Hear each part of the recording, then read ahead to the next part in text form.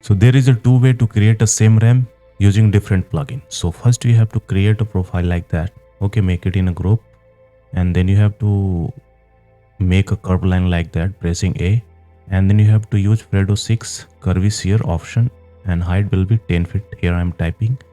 Then you have to delete extra part, only select a curve. So here I am rotating it because we need the face in a red axis. You have to draw a single line over here. Okay. Now here we will use shape bender plugin. So first select the model, then click over the straight line, then curve line. Okay.